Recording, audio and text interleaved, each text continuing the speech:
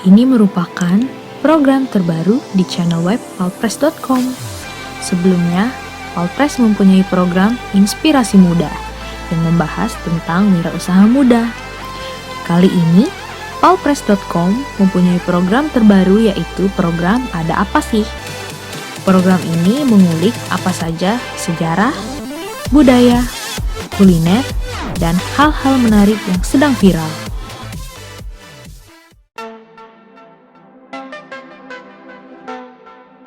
Hai viewers, ketemu lagi nih bersama Sri Devi dalam program Ada Apa Sih?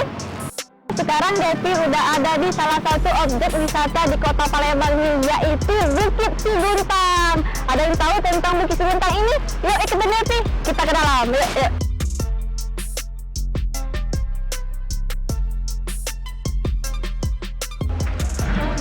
Siang Mbak, ini Mbak mau tanya harga tiket berapa ya Mbak? Kalau dewasa 3.000, motornya 2.000, mobil 3.000, anak-anak 2.000. Oh iya, saya mau beli satu tiket Mbak pakai motor.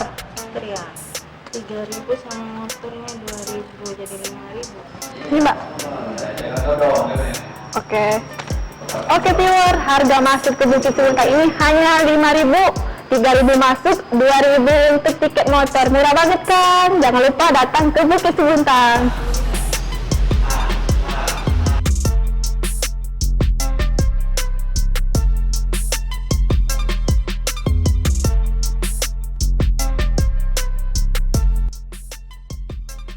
Hai viewers, sekarang Devi sudah bersama Pak Hairul Sahri. Nah, Pak Hairul Sahri ini merupakan kasih dari Bukit Siguntang. Ya. Assalamualaikum Pak. Waalaikumsalam. Apa kabar Pak hari ini? Sehat, alhamdulillah, bisa olahraga ini. Alhamdulillah. Ya. Sehat ya Pak? Iya, di Siguntang untuk olahraga memang. Oh, Ya. mantap sekali. Nah Pak, Devi ini mau tanya sedikit Pak. Apa sih Pak sejarah dari Bukit Siguntang ini Pak? Ya, jadi Bukit Siguntang ini salah satu situs Kerajaan Sriwijaya, salah satu peninggalan situs Kerajaan Sriwijaya, tempat peribadatan agama Buddha. Agama Buddha, Ya. ya. Jadi Sriwijaya itu abadnya ke-7 sampai abad ke-13. Salah satunya adalah situs Sriwijaya itu adalah di Bukit Siguntang. Nah, Bukit Siguntang ini hanya tempat peribadatan. Tapi kalau Kerajaan Sriwijaya ada di Karanganyar, yang ada di Museum Karanganyar, tempatnya dan lain-lain. Termasuk salah satunya adalah prasasti yang didapatkan di Bukit Siguntang ini adalah prasasti yang berhubungan dengan perdamaian di sini. Dan ada beberapa arca-arca lainnya yang didapatkan. Salah satunya arca Buddha yang didapatkan di sini. Sekarang ada di Museum Karanganyar, di Museum Sriwijaya, kita pasang di sana, tingginya hampir 3 meter. Nah, salah satunya adalah arca Buddha ini karena ini bentuknya patung ya, untuk mereka beribadah waktu zamannya kerajaan Sriwijaya zaman Buddha dulu. Nah, kalau untuk di sini ada apa aja nih Pak? Di Siguntang ini sebenarnya karena ini situs oleh Dinas Kebudayaan Pariwisata Provinsi Sumatera Selatan, selain daripada kita memelihara situs Kerajaan Sriwijaya, peninggalan dari Sriwijaya, kita kembangkan lagi usaha-usaha lainnya, salah satunya adalah pariwisata. Oleh sebab itu kita kembangkan salah satu gedung ini, termasuk ada galeri, termasuk ada kedai kopi dan lain-lain, untuk supaya pengunjung ada, ilmunya dapat, tentang sejarahnya juga masyarakat dapat di sini. Iya, di sini juga ada pusat oleh-oleh Pak katanya ya. Ya, rencana memang kita akan buat pusat oleh-oleh, mungkin kerjasama dengan Palpres nantinya. Ya, oleh-olehnya bagaimana ya. Nah, kalau untuk yang 7 makam pahlawan itu ada Pak di sini? Kalau di arkeologi ya, para arkeologi mengatakan bahwa makam itu sebenarnya makom, jadi jejak mereka pernah tinggal di sini gitu ya. Nah, ada 7 memang di situ di atas, tapi dianggap oleh mereka, oleh kawan-kawan kita atau para sejarah-sejarawan bahwa itu adalah peninggalan makam-makam dari setelah Sriwijaya. Nah, setelah Sriwijaya masuklah Majapahit, setelah Majapahit masuklah Sultan. Nah, terus ada kerajaan-kerajaan lainnya ya. Oleh sebab itu ada makam-makam itu, tapi sampai sekarang hasil penelitian arkeologi karena belum pernah dibongkar, itu tidak bisa dibuktikan bahwa itu makam siapa.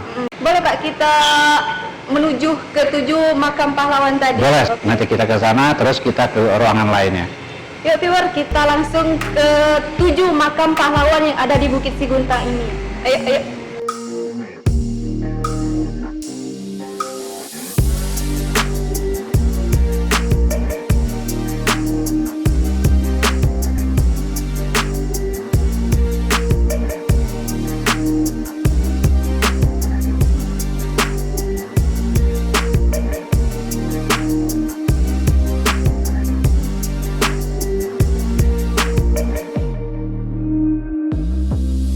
sudah di ini ya, Beb ya. Ya, kita sudah ada di makam Putri Kemang Dadar.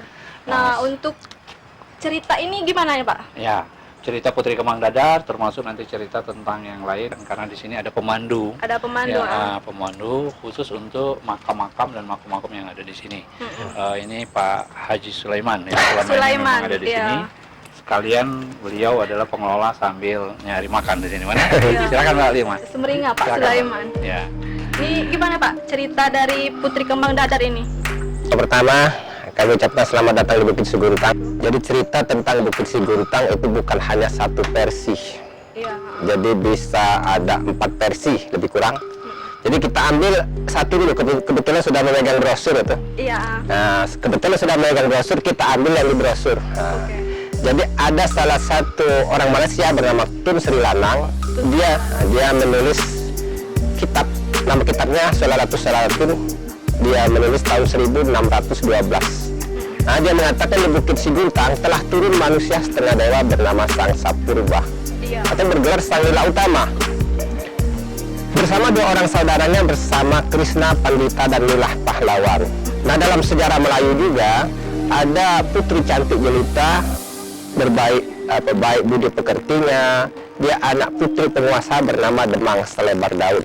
Tapi orang Palembang tidak mau ribet disebutlah Demang Lebar Daun.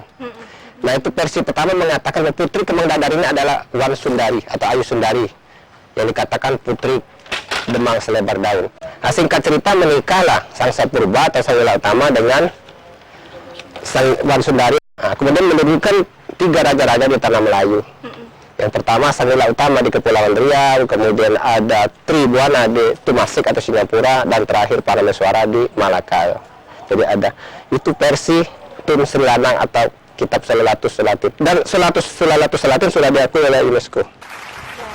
Kemudian ada versi lokal. Nah, ini versi lokal. Ini biasanya lebih dipercaya Ini oleh versi masyarakat. lokal. Nanti ada versi masyarakat, ada versi juru kunci, bahkan Pemprov dengan Pemkop pun beda versi-versinya. Jadi kita ambil versi lokal dulu. Kalau versi lokal dia mengatakan Putri Kemang Dadar ini adalah anak Raja Sigentar Alam. Sedangkan versi pertama tadi kan raja-raja di tanah Melayu merupakan turunan dari Wan Sundari dengan Sang Lila Utama kan. Nah, ada versi ketiga lagi mengatakan hanya makom tapak tilas atau petilasan, bukan jasadnya dikubur, atau petilasan itu tempat persinggahan. Iya, jadi kuburan itu belum tahu di mana. Nah, jadi ada makam, ada makom. Kalau makom tapak tilas bukan berarti telapak kaki. Tapak itu bisa jadi yang dikubur tongkatnya. Kita ambil contoh Mbah Priuk nasinya. Iya. Jadi yang dikubur di situ, atau sabuk kingking sabuknya kan. Jadi belum berarti jasadnya. Itulah makam di sini ada menghadap ke timur, ke barat, utara, dan selatan. Tidak menghadap kiblat, ada 4 menghadap kiblat. Sedangkan posisi Islam kepala ke utara, ditolekan ke barat. Iya. Jadi ini ada beberapa versi sejarah. Kalau dalam kitab Solalatus Solatun dia mengatakan Wan Sundari atau Siti Soleha atau Putri Bunga Melur atau Putri Kemang Dadar. Jadi putri itu melambangkan anak raja, kembang itu paling cantik, dadar itu ilmunya tahan diuji atau tahan di sudah melalui pendadaran. Diklat lah kalau sekarang. Kalau dulu padepokan, perguruan. Kita lagi kembali ke peninggalan sejarah. Ya. Nah, katanya di Bukit Siguntang ini ada peninggalan sejarah dinasti Tang. Berarti itu membuktikan bahwa Bukit Siguntang ini merupakan peninggalan kerajaan. Apa gimana itu, Pak? Jadi kalau kita tahu dinasti Tang itu abad 7. Nah, abad 7. Abad 7 awal Sriwijaya pun abad 7 juga. Berdasarkan prasasti Kedukan Bukit itu 60. Jadi ada salah satu prasasti Kedukan Bukit yang ditemukan di 3 km dari Bukit Siguntang sebelah timur tenggara. Ditemukan tahun 1920. Itu ada 11 baris, 9 barisnya Sanskrit, 2 barisnya tahun. Jadi raja pertama bernama Datul Tahyang bergelar Sri Jayanasa, masuk dari Mananga, mendarat di Muka Upang, membawa 27.000 pasukan setelah hari raya Waisak Paruh Terang. Masehi 682, Sakanya 604. Masehi 682. Nah, kalau letak dinasti Tang itu di mana, Pak, sendiri? Jadi dinasti Tang bukan di sini. Jadi penemuannya belum. Tapi diperkirakan ada yang di abad 9 kemarin. Ada penggalun dari Badan Arkeologi berapa kali di bawah itu. Kalau temuannya itu apa aja, Pak? Jadi masa dinasti Tang itu. Sebetulnya bukan temuan itu aja. Jadi di sini ada ditemukan prasasti Bukit Siguntang, ada patung Amarawati, dan juga ada seperti apa? Candi patahan-patahan batu yang lebih kurang lebar 60 itu ditemukan di bawah itu masih ada kan. Kemudian ada apa pecahan guci-guci, tapi di museum keramik dan guci. Tapi keramik kita tahu dari Cina kan. kalau gerabah dari kita. Nah, kalau untuk apa tadi? Armawati. Jadi patung Amrawati itu masih ada replikanya. Diperkirakan ditemukan di sini bukan utuh. Katanya dari pusat ke bawah, sementara yang pusat ke atas di talang itu 3 kilo. Sementara tangan kiri kan belum ketemu tadi, masih putus. Jadi Amrawati ditemukan 1922 oleh dari Belanda, tapi diserahkan ke pemerintah Indonesia. Replikanya di bawah, Pak. Jadi replikanya ada, aslinya ada di Museum Sriwijaya. Nah, viewers, sekarang kan kita sudah membahas tentang Putri Kemang Dadar. Sekarang kita lanjut ke Panglima Bagus Kuning. Ayo Pak, kita langsung ke Panglima Bagus Kuning. Kita ke dari sebelah. Ayo Pak. Oke viewers, sekarang kita sudah ada di makam Panglima Bagus Kuning ya Pak. Dan Pak. Iya Pak Hairul. Nah, boleh Pak lebih diceritain lebih jauh Pak mengenai Panglima Bagus Kuning ini? Ya, jadi ada beberapa versi lagi ya. Kita ambil tadi, kalau versi yang kitab Salatin tadi diperkirakan ini adalah Krishna Pandita dan ini adalah pahlawan yang menemani salah satu rubah turun ke Bukit Siguntang. Nah, turun itu dibahas bukan arti turun dari langit.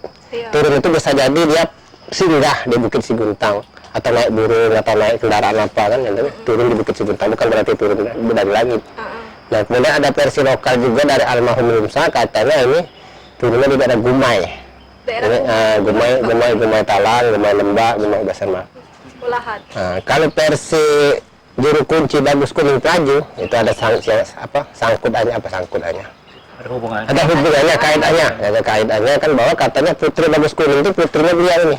Oh, yang ada di Pelaju. Iya, yang ada di Pelaju. Tapi kalau sejarah lokal dia mengatakan satu orang yang di Pelaju itu orang inilah. Tapi tidak mungkin satu orang, karena di sana Saripa Mahani, perempuan, Ratu Bagus Kuning atau Putri Bagus Kuning. Sedangkan ini Panglima Bagus Kuning, berarti laki-laki. Jadi diperkirakan dia Panglima dari Raja Sigentera Alam. Kalau nama Panglima ini sendiri siapa ya Pak? Namanya banyak sekali, ada yang mengatakan di sini Raden Kuning, ada Ki Agus Salam, kan, ada Syekh Yusuf. Cuman itu belum dikaji, belum ada pembuktian secara ilmiah kan. Nah, kalau untuk cerita ini Pak, apa namanya? Panglima Bagus Kuning ini kan lebih dikenal dengan kawasan di Pelaju, Pak. Iya. Nah, ada cerita apa Pak di balik itu? Jadi diperkirakan dia ada punya pasukan. Jadi pasukan itu katanya pembela, bukan kalau pengkhianat terlalu kasar ya, ya. Pembela tidak setia lah. Jadi tidak setia. Nah, kemudian Panglima tuh, jadi kerajaan diserahkan ke Ratu Bagus Kuning Pelaju. Kemudian setelah Panglima itu mengikut Ratu Bagus Kuning, dia melakukan kesalahan, kemudian dikutuk menjadi kerah. Nah, diperkirakan itu adalah prajurit. Mitosnya menurut cerita di sana adalah prajurit atau Bagus Kuning. Baik Pak Sulaiman, terima kasih atas waktunya sudah menjelaskan mengenai 7 makom-makom yang ada di Bukit Siguntang ini. Semoga tambah berkah Pak. Iya, sama-sama. Nah, viewer, sekarang kita sudah mengetahui apa saja yang ada di sini. Nah, sekarang kita closing statement Pak. Tentang Bukit Siguntang ya. Jadi kita sudah tadi dari bawah bahwa si Bukit Siguntang ini salah satu tempat peninggalan sejarah tentang peradaban peragamaan, dan sekarang di Dinas Pariwisata sudah mengembangkan salah satunya untuk mengembangkan supaya ada banyak kunjungan. Selain daripada sejarah dan peribadatan, kita kembangkan juga tentang pariwisata untuk pengembangan di sini. Nah, sekarang banyak bangunan dan tempat-tempat yang sudah kita bangun termasuk di atas. Untuk masyarakat mungkin diketahui bahwa murah di Bukit Siguntang ini, ya. Karcisnya karena tempat pendidikan, tempat edukasi. Karcisnya 3.000. 3.000 per kepala. Untuk masyarakat, terutama masyarakat Sumatera Selatan, sayang karena kerajaan Sriwijaya itu besar, bukan hanya untuk Sumatera Selatan, tapi mendunia. Kita bayang kayak uang Palembang beda tahu. Ya, oleh sebab itu harus banyak kunjung ke Bukit Siguntang.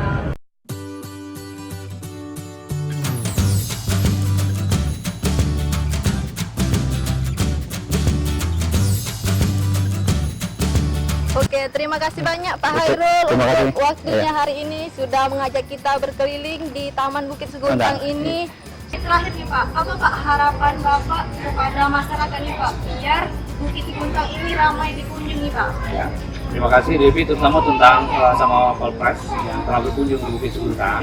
Karena tadi saya katakan bahwa Bukit Siguntang itu salah satunya adalah sejarah, ya, tentang Kerajaan Sriwijaya, termasuk makam-makam yang ada di sini sudah kita kunjungi. Harapan saya mungkin untuk masyarakat Sumatera Selatan atau dunia, karena ini adalah peninggalan sejarah Sriwijaya. Berkunjung di sini karena sangat murah, ya, karena ini tempat pendidikan, ya, tempat sejarah. Yang kedua, karena Bukit Seguntang itu kita kembangkan untuk wisata, ya, untuk keluarga, family gathering dan lain-lain. Termasuk adalah olahraga lainnya, karena memang alamnya karena paling tinggi di Kota Palembang, karena dingin dan hawanya sejuk mungkin itu. Terima kasih banyak bagi viewers yang sudah menonton video ini. Jangan lupa subscribe, like, komen, dan share. Salam budaya!